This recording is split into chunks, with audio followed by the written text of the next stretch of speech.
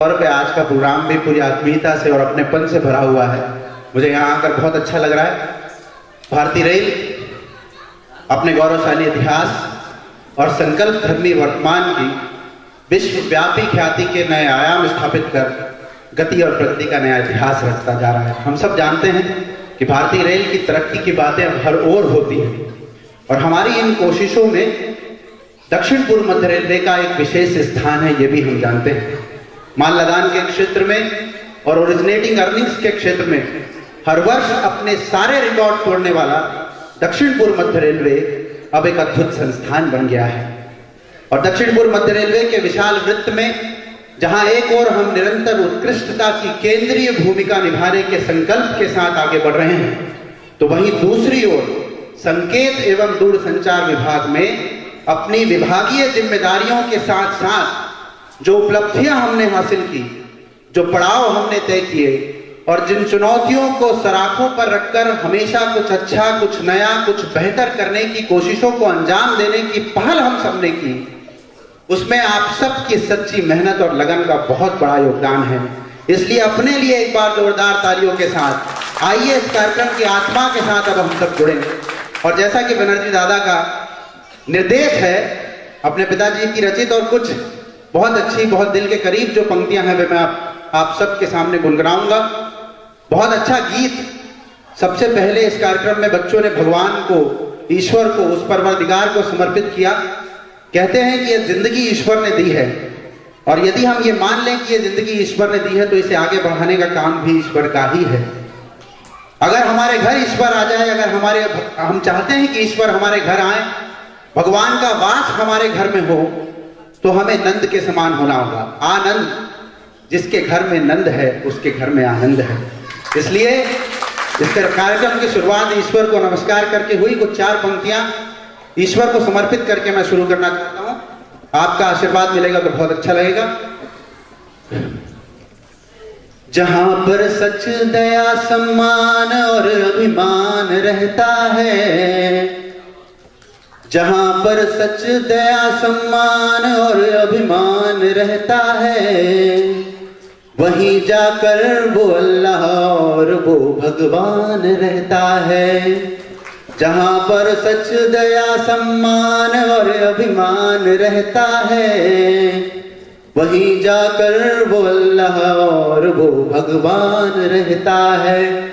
अगर तूने निकाला है किसी के पांव का कांटा, अगर तूने निकाला है किसी के पांव का कांटा, तो ये तय है तेरे भीतर कोई इंसान रहता है, तो ये तय है तेरे भीतर कोई इंसान। बिना किसी वजह के, बिना किसी मतलब के हर किसी की मदद करने की कोशिश करना है। आइए आज इस एसएनडी सेवा समिति के इस भव्य कार्यक्रम में हम सब संकल्प लें कि बिना किसी मतलब के, बिना किसी वजह के, बिना किसी औचित्य के, अंधेरा चाहे जितना घना हो, पहाड़ चाहे जितना तना हो, एक लगन यदि लग जाए, एक लौ यदि जग जाए, कम हो जाता है अंधेरे का असर, झुक जाती है पहाड़ की भी नजर। अंधेरा तो रोशनी की रहनुमाई है, पहाड़ तो प्रेम की परछाई है। सच तो ये है, जो व्यक्ति संघर्ष में जितनी शक्ति से खड़ा होता है, उस व्यक्ति का व्यक्तित्व एक दिन उतना ही बड़ा होता है। संकल्पी आंखों में सूरज के सपने ले, मधुमासी रातों में एक दिया बार दो, पलकों पर जो ठहरे आंसू उनको भी तुम मोती सी कीमत दो, अंतस का प्यार दो। संघर्ष में पीछे नहीं हटना, हार से डरना नहीं है। हम हारने के डर से हारते हैं, हार जाने के कारण नहीं हारते हैं। जीवन में यदि आगे बढ़ना है तो संघर्ष में पूरी शक्ति से खड़ा होना है, क्योंकि जिंदगी न केवल जीने का बहाना, जिंदगी न केवल जीने का बहाना, जिंदगी न केवल सांसों का खजाना, जिंदगी सिंदूर है पूरब दिशा का और जिंदगी का काम है सूरज उगाना। जिंदगी का काम है सूरज उगाना। संकल्पी आंखों में सूरज के सपने ले, मधुमासी रातों में एक दिया बार दो, पलकों पर तो ठहरे आंसू को भी तुम मोती सी कीमत दो, अंतस का प्यार दो। आज नई रीत लिखो, आज नई रीत लिखो, आज नए गीत लिखो, जीवन के गीत लिखो, जीवन के गीत लिखो, जीवन के गीत। अनुभवी लोगों का हमेशा हमें आदर करना है। यहाँ बहुत सारे रिटायर लोग बैठे हैं, कितना भी जुनून, कितना भी जज्बा, कितना भी हौसला हमारे भीतर क्यों ना हो, लेकिन अनुभव का कोई मैच नहीं होता है, कोई तोड़ नहीं होता है। क्योंकि जुनून हमसे वो कराता है कि जो हम कर नहीं सकते, हौसला हमसे वो कराता है जो हम करना चाहते हैं, और अनुभव हमसे वो कराता है जो हमें करना चाहिए। इसलिए यहाँ उपस्थित सभी रिटायर्ड एम्प्लॉइज को प्रणाम करते हुए आप सबसे निवेदन करना चाहता हूं कि जोरदार तालियों के साथ उनका स्वागत करें। आइए कविता की अगली पंक्तियों के साथ आपको जोड़ता हूं। जीवन की गागर से छलक छलक जाए जो, उस पानी की कीमत आंकना बेमानी है। जीवन की गागर से छलक छलक जाए जो, उस पानी की कीमत आंकना बेमानी है। घड़ा भरने के बाद जब पानी बाहर आ जाता है तो जब पानी जमीन पर गिरता है उसका कोई मूल्य नहीं होता। थोड़े में बरकत है, थोड़े में बरकत है। हम हमेशा जिंदगी में भागते रहते हैं कि हमें और पैसा चाहिए, और प्रतिष्ठा चाहिए, और सम्मान चाहिए, और आदर चाहिए। पैसा क्यों चाहिए? अपनी सुरक्षा के लिए। सुरक्षा के लिए यदि भारत शासन की नौकरी में आने के बाद भी यदि हम अपने आप को असुरक्षित महसूस करते हैं तो स्टेशन पे जो भिखारी बैठा हुआ है उसके बारे में कौन सोचे? अपने बच्चों की सुरक्षा के लिए यहाँ कितने लोग हैं जिसे अपने पिता का नाम याद है कोई जिसे अपनी चौथी पीढ़ी का याद है? हम 7 पीढ़ी के लिए, 7 पुश्तों के लिए पैसा जोड़ना चाहते हैं, ऐसी 7वीं पुश्त जो हमारा नाम भी याद नहीं रखेगी। भारतीय संस्कृति में एक कहावत है कि पूत सपूत तो क्या धन संचय, पूत कपूत तो क्या धन संचय।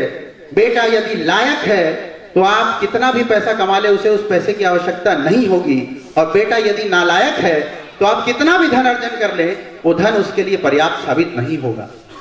जीवन की गागर से छलक छलक जाए जो, उस पानी की कीमत आंकना बेमानी है। और समा जाए जो गागर में सागर सा, मीत वही पानी तो जीवन का पानी है। और समा जाए जो गागर में सागर सा, मीत वही पानी तो जीवन का पानी है। दुनिया में सबसे बड़ी दौलत क्या है? वो जो गागर में पानी है, जो भरा हुआ है, जो गिरा नहीं है, वो सबसे बड़ी दौलत है। जो हमारी मुट्ठी में है वो सबसे बड़ी दौलत है। हमारी मुट्ठी में क्या है? ये पल, ये क्षण, ये मोमेंट। कौन जानता है कि अगले क्षण क्या हो? आज एक प्रश्न आप सबसे अगर मैं पूछूं, ये सपोज करिए, फर्ज करिए कि अगले क्षण आपकी मौत होने वाली है,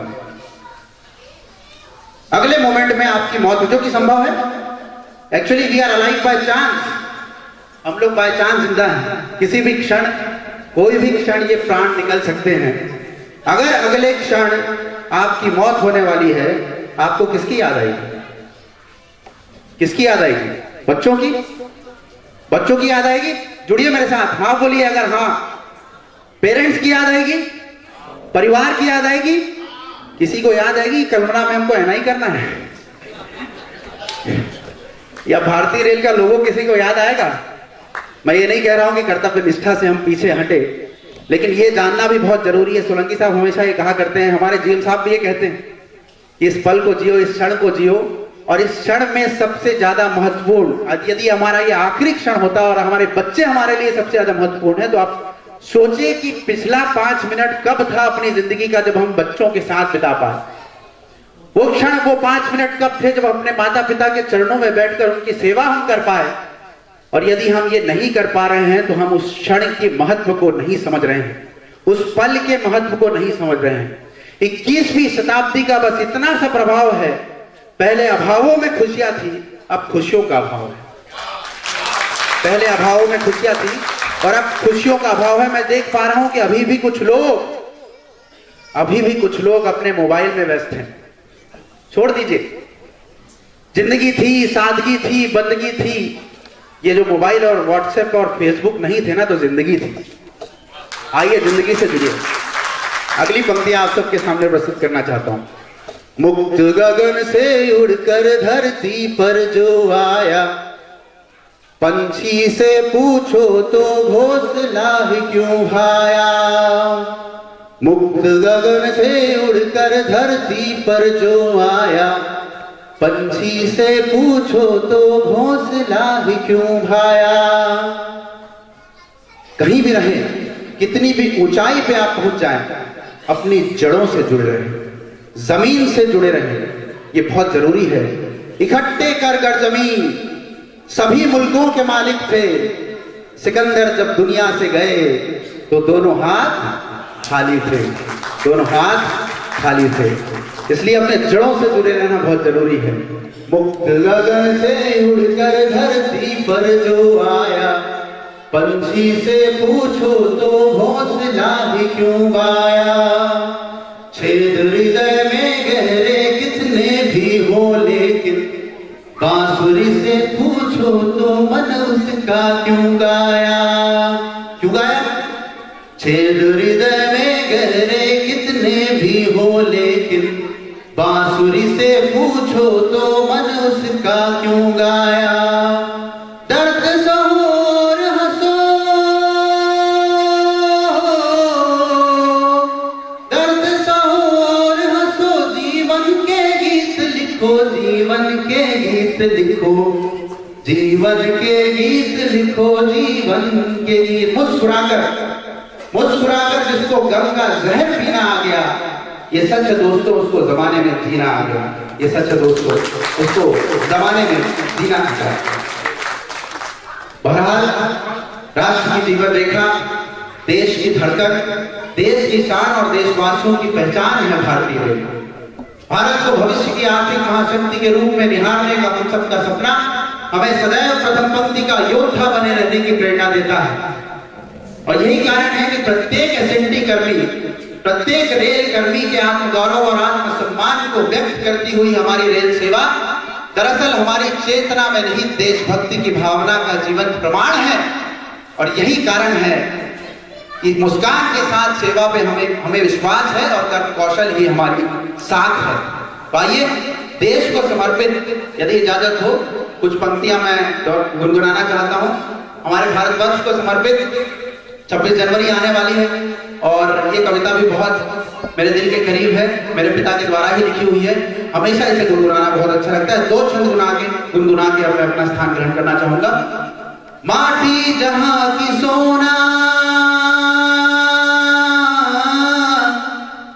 माटी जहां की सोना, चांदी का गगन है, कश्मीर की घाटी तो हाँ जन्नत का चमन है। सिंहों की दहाड़ों से जहां मौत का पति, वो मेरा वतन, मेरा वतन, मेरा वतन है। कुछ याद करो, अरे कुछ याद करो, कुछ याद करो, अरे कुछ याद करो। ये वीर सूर तुलसी, ये वीर सूर तुलसी संघर्ष के झंझावातों में किनारे की खोज नहीं करता। कश्ती का ऐसा मुसाफिर मंजिलों पर नजर रखता है, लहर नहीं गिना करता। मंजिल केवल एक थी, भारत की आजादी। महात्मा गांधी उसके लिए लगे रहे और यही कारण है कि मोहनदास करमचंद गांधी से महात्मा गांधी बनने की कहानी बूंद से सागर बनने की अमर गाथा है। और महात्मा गांधी एक ऐसे महासागर हैं जिनसे आकर मिलने वाली हर एक बूंद सागर बन जाती है। सबसे आगे तुम थे पांव दुखाने में, सबसे पीछे तुम थे पांव खुजाने में, सबसे ऊपर तुम थे व्योम झुकाने में और सबसे नीचे तुम थे नींव उठाने में। भारत